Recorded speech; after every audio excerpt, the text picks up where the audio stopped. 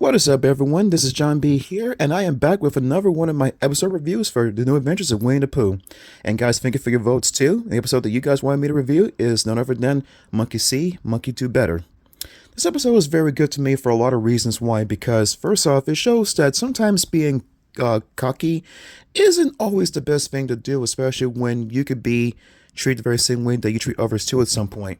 And also, another lesson too about this episode is that in some way and form, no matter what, we all are still someone and we all still want to belong in some kind of way too.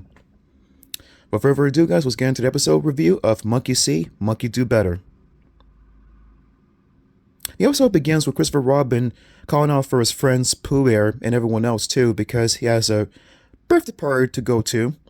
And some way away from where Christopher Robin's standing at, you have Pooh and friends, which are Piglet, Rabbit, and Tigger, that come out from Pooh's house and they go see what's going on.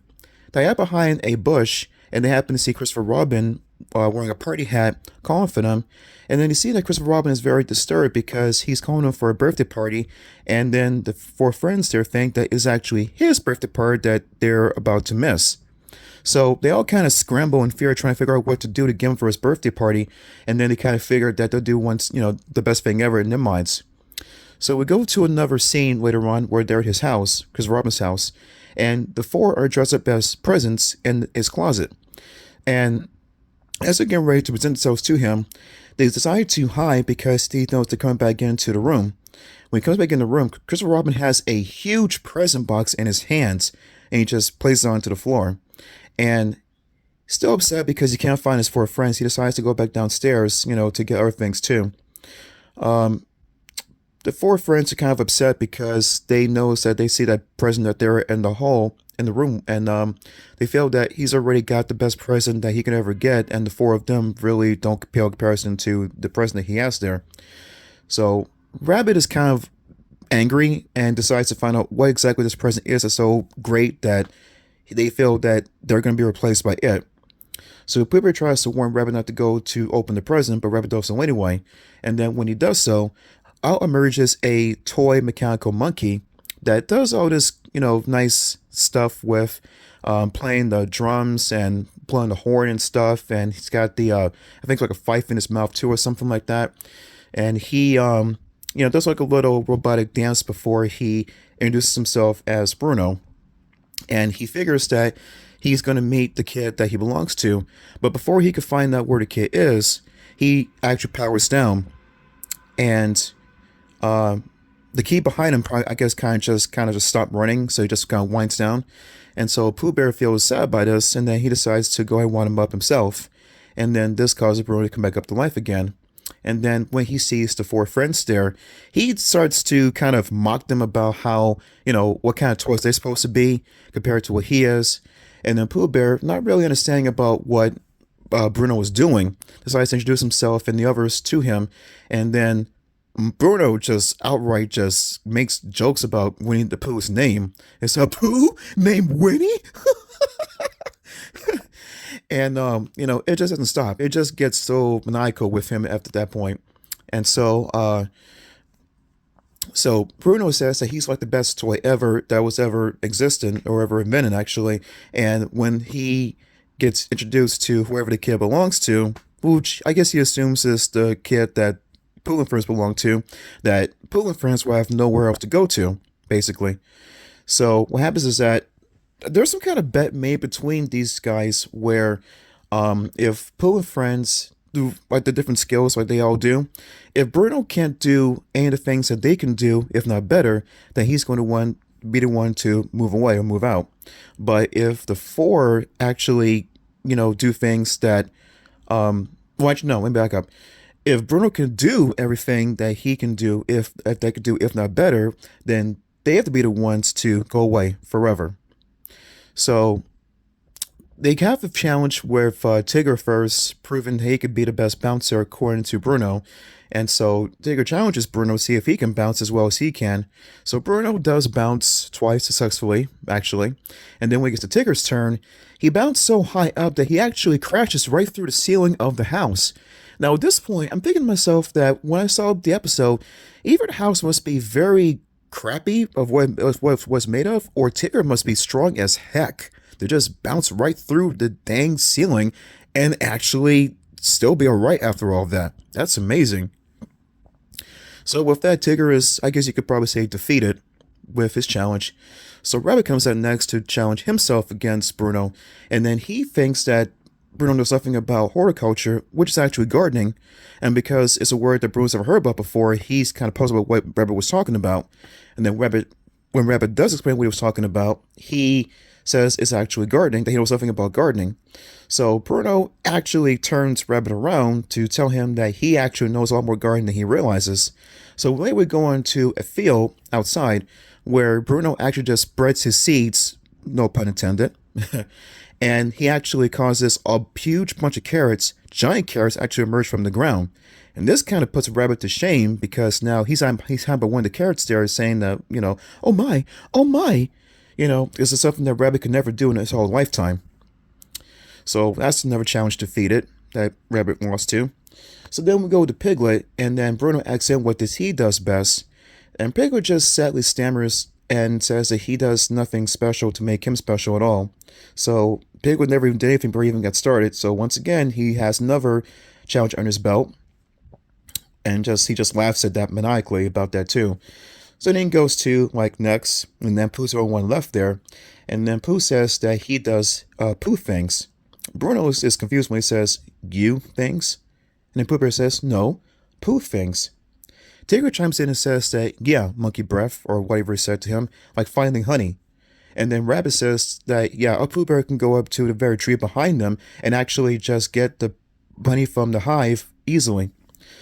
Bruno has no problem with this as he takes a pair of cymbals and he throws it high up to where the honey hive is, chops it down, eats the whole hive whole, and then he spits out the bees between both his ears. And I kind of figured that would actually hurt him, but because he's mechanical, he's not going to affect him at all, though. So, without even flinching, and the thing I hate the most is that the other guys don't really do anything to prove they're better, but when he does something like what he does, there's no way to really do anything against that. So, with that, he defeats all four of them, and then Piglet says to Pooh Bear that maybe shouldn't have wound them up.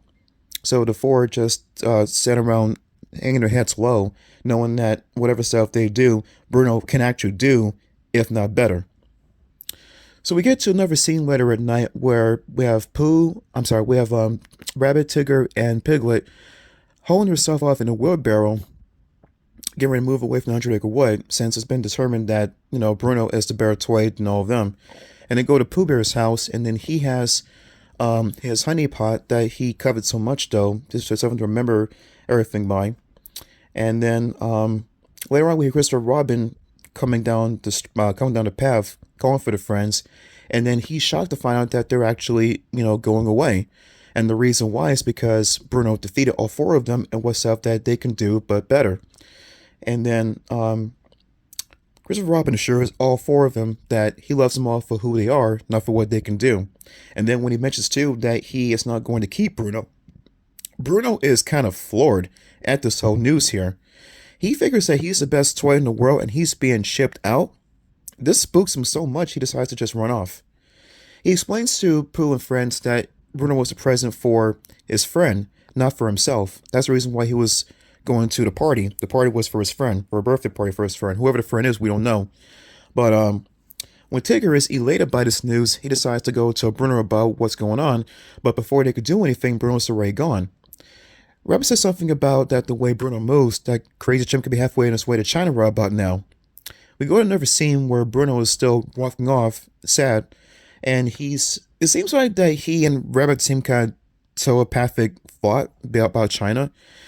And knowing that he's not going to be able to make it that far, he decides to sit on the log, dejected. And he takes out the key from his back there, and this causes him to power down. And he says this line, "Nothing left for me to do but just unwind."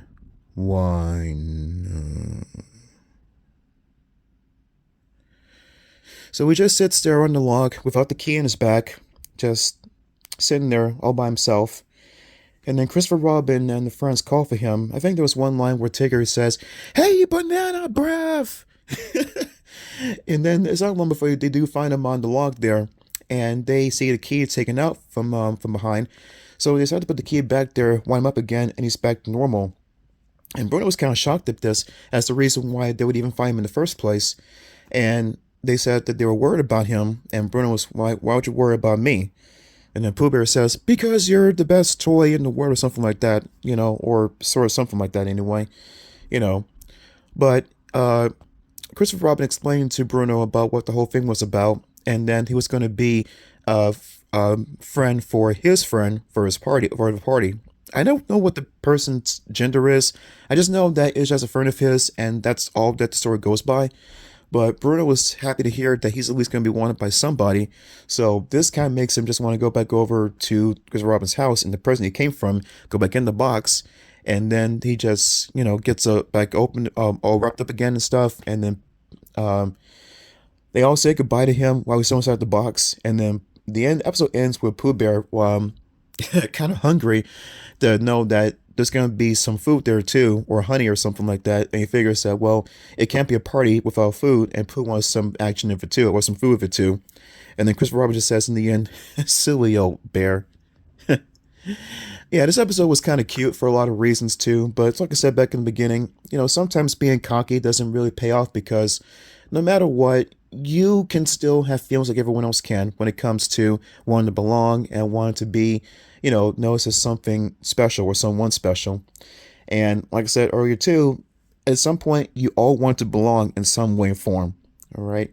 And this episode proves that a lot too. And just because you have something that seems to be better than something else or someone else, it doesn't replace the fact that, the original bond and love you have for something can never take the place of something else that tries to be better than that. And, at least that's just my take on it anyway. Alright guys, that's a review for Monkey See, Monkey Do Better. Hope you enjoyed the review.